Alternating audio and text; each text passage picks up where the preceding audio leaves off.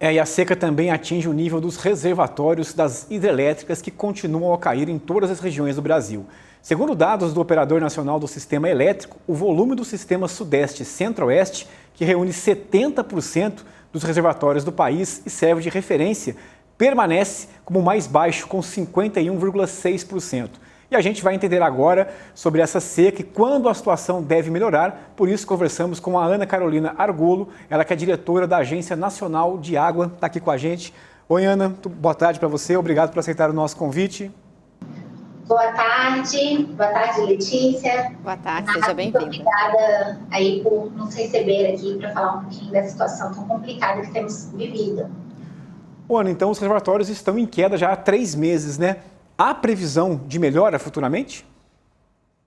Na atual previsão de melhora, o que tem se levantado com dados do CEMADEM, do INEMET e do INPE, de fato, o período chuvoso, ele vai chegar, mas de fato esse ano ele está, vamos dizer assim, atrasado, né? Então, assim, a gente teve um atraso no começo das chuvas no país inteiro, de forma geral. A ideia é que os reservatórios sejam aí abastecidos, né, num período um pouco mais para frente do que o esperado.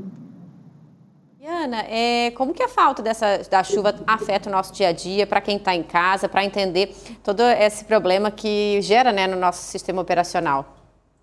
Letícia, só para trazer alguns números, né?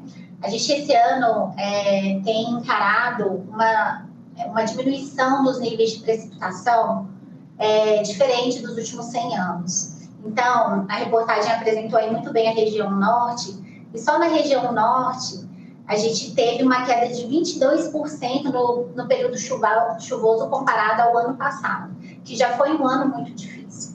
Então, como que isso afeta a nossa vida, né?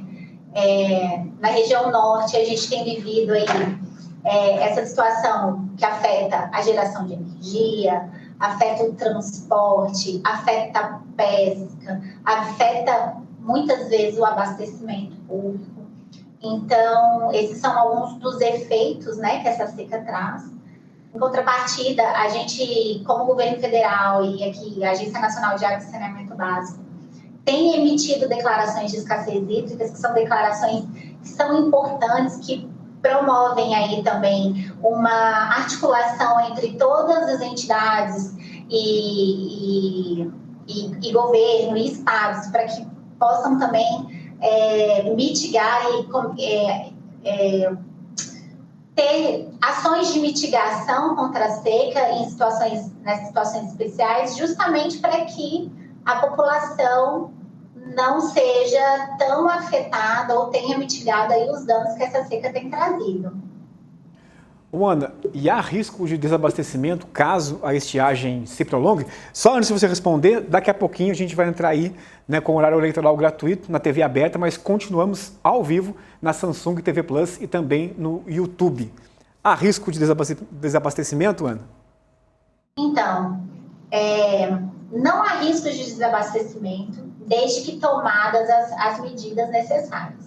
Então, hoje a ANA, que é quem outorga, né, vamos dizer assim, as águas de rios federais para, inclusive, companhias de saneamento, a gente tem esse instrumento, que é a Declaração de Escassez Hídrica, que é um instrumento muito importante, Renato, que promove justamente adequações para que os estados, os municípios, possam tomar medidas de mitigação para se evitar desabastecimentos e para se evitar os maiores danos relacionados à falta de água, né? Então, assim, dentro do que a gente outorga, só para você ter uma ideia, a ANA, ela outorga um valor de água para os diversos usos, tanto abastecimento quanto energia elétrica, enfim, de maneira a garantir, né, que se tenha aí uma garantia de 95% de disponibilidade dos recursos hídricos, vamos dizer, na calha dentro do rio.